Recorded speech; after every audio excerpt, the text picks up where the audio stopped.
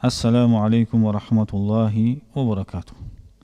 Құрметті жамаат, бүгінгі қозғайтын тақырыбымыз бұл әулие құлдарды Алла Тағала қалай қорғайды. Алла Тағала жақын болсақ, қандай дәрежеміз болады?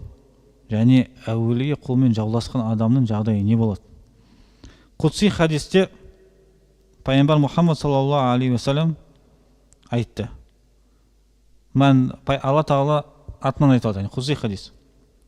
Ман адали валиян, Алла Тағаланың сөзі, кімде-кім менің досыммен, қамқорға алынған кісімен, әулиемен былай айтқанда жауласатын болса, фақат азанани бил харб, басқа риуаятта фақат азантуху бил харб, онда мен оған соғысты жариялаймын дейді Алла Тағала.